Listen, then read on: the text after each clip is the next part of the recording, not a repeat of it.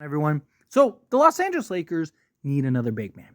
That was abundantly clear all season long. Whether the Lakers keep Jackson Hayes, Christian Wood, he opted in, right? But he's kind of more of a four that can play the five on occasion. Like we need another big burly center, right? You saw that Minnesota, Denver series, Jokic facing off against like Nas Reed, Rudy Gobert, Karl Anthony Towns, and the team with multiple bigs ended up pulling it off. Now, I think from the Lakers side of things, right, like Jokic is obviously a problem for everybody, but like the Lakers aren't losing regularly to Denver because Jokic is just so overwhelmingly dominant that we just can't get over him. It's kind of everybody else, right? But the Lakers, again, do need a real center. Here's the problem, right? LeBron James, at this stage of his career, has to play the four. Right? He's talked about it, right? Darvin Ham even talked about it and kind of addressed it because people were asking that question, like, what about another big man? And LeBron, he, even in like Mind the Game with him and JJ Redick, talked about how like he can't put it together game in and game out for 35 minutes a game, right? He has to kind of take sequences off and moments off. And that's why he plays the four and plays in that like kind of free safety role, right? And you see times where he doesn't even go out and contest. But if he was to slot over and play the three, he has to be locked in on the defensive side.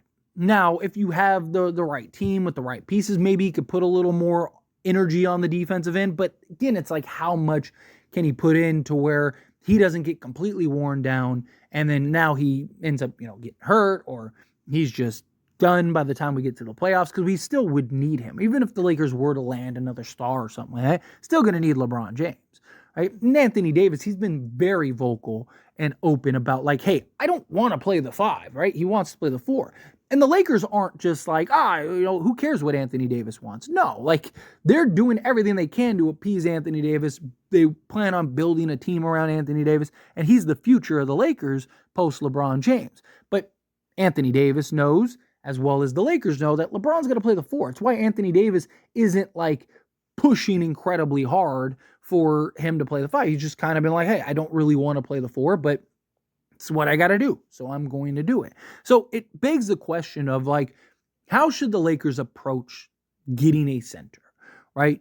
Do they need and should they go get like a premier type center, a guy that is, starting caliber, or do they just need kind of a serviceable type center? And of course, I want to hear your thoughts and opinions, so let me know down in the comments below. But starting with like, the kind of more starting caliber type, right? Like you have guys like Clint Capella that are rumored to be available for trade. He's on an expiring deal. He's making like $22.5 million. Atlanta, they kind of want to go this like retooling route. Obviously, this talks about Trae Young being traded, maybe DeJounte Murray, potentially even both. Right? They just got the number one pick, so it's very possible that they take a big man. There's a lot of questions in regards to what is Atlanta going to do, and a lot of it is going to be they're more likely than not trading Clint Capella. The Cleveland Cavaliers with Jared Allen, right? They reports that, hey, he's going to be made available, and it's more likely than not that they're going to trade him this upcoming season, but they kind of want to see like what's going to happen with Evan Mobley, right? Because Evan Mobley, he can kind of slot over and play the five, so they could kind of weather trading a Jared Allen. And then also there were the reports that the Cavs were just very not happy with Jared Allen for not playing through his injury in the playoffs, although I don't really blame him. Talking about a rib injury, and we've seen guys, all of a sudden you shatter your ribs and now you puncture a lung or something like that. It's something that could turn into quite the disaster.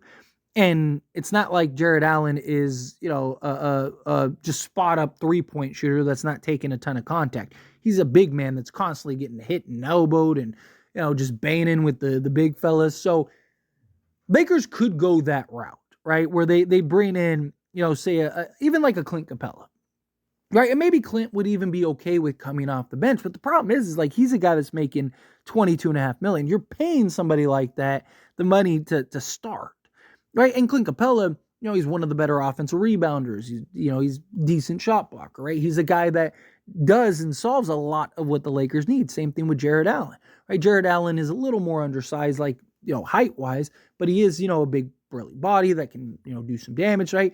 Like the starting caliber route is something that, does make a lot of sense if you get it for the right price, right? Especially if you get multiple pieces, right? Could you get a DeJounte Murray and a Clint Capella, right? Can you get maybe from the Cleveland side of it? Can you get a Donovan Mitchell and a Jared Allen, right? Like that's kind of like the hope that the Lakers are trying to put together, right? Can they go get like that star and then, one or two guys that can kind of come in and be a quality starting rotation level guy? Now, will that be at the starting position for the center, or will they kind of go the other route of like, hey, let's go get, a DeJounte Murray and then go, try to get like an Alex Caruso or something. And then we'll just sign a vet minimum center. We'll just sign a vet minimum big, right? Like the Lakers have luckily options and flexibility.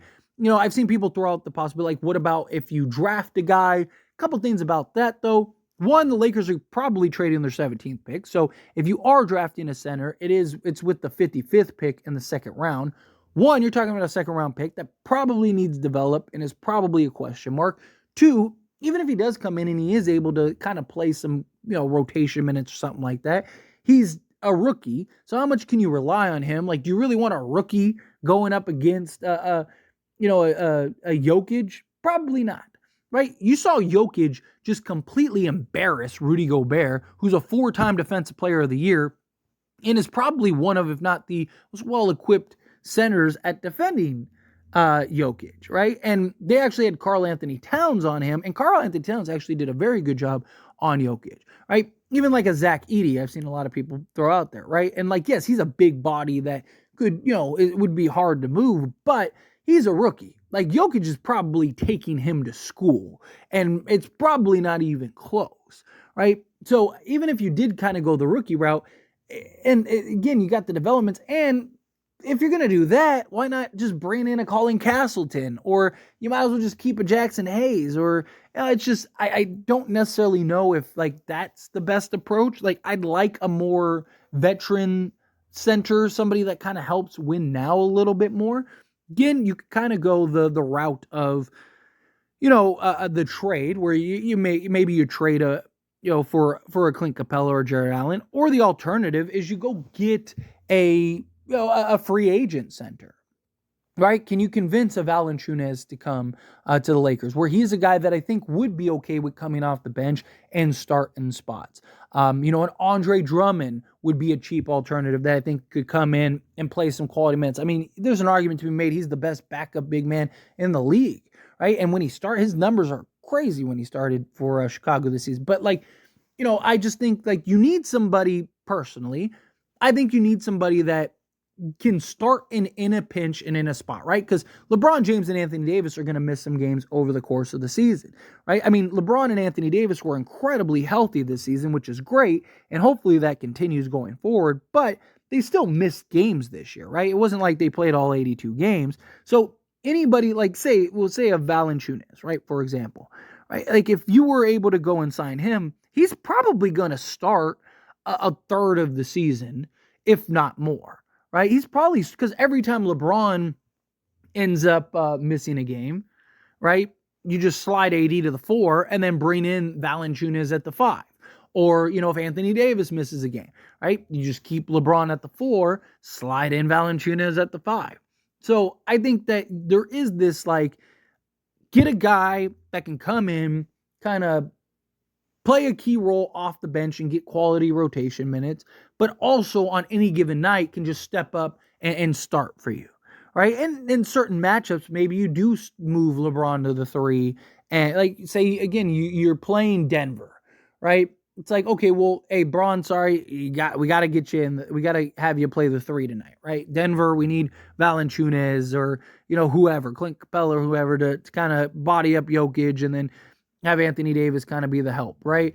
Or, you play Minnesota, right? It's like, okay, well, we could throw Valanciunas on a Rudy Gobert, and then you throw Anthony Davis on Karl-Anthony Towns, right? Like there's options there and kind of flexibility. That's kind of what I want, right? Like I think personally, instead of wasting the assets and the money to go get this like, true starting caliber center, and now you either have to kind of experiment with LeBron at the three, and if that doesn't work, now you're kind of stuck because it's like Jared Allen's not going to be happy with coming off the bench, and then I just think if you want that bona fide starting center, you worry about that after LeBron leaves, right? Like, okay, hopefully, ideally, you can turn a Colin Castleton.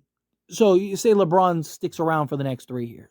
Like, hopefully you can get a Colin Castleton, develop him, and have him kind of, when LeBron's ready to ride off into the sunset, he's good to go and he can step up into that starting position, right? So now you can slide AD to the 4 because you don't have LeBron anymore. So now AD can play the 4 and you got a Castleton at the 5 and he's like a legit, Ivica Zubac type, center, or a Valanciunas type center, a guy that can, make plays, be on the block, whatever, right? Like, that's kind of the idea. It's kind of the goal. Or maybe it's Jackson Hayes. Maybe Jackson Hayes the next 3 years sticks around and he grows and develops and actually gets disciplined and becomes a starting caliber center, right? Now you got him and Anthony Davis.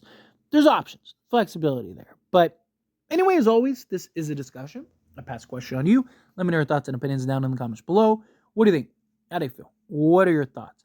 Should the Lakers go like the swing route where you go get that big starting caliber center? Do you think no? You gotta go get just a serviceable guy, Andre Drummond, Valanciunas, whomever.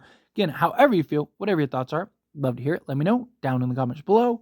That being said, if you haven't liked this video, hit that like button. Helps me a lot. So you enjoy these types of videos, and I truly appreciate it. Not subscribe channel, hit that subscribe button. Turn on the bell notifications. Appreciate y'all. See you in the next one. Thank you.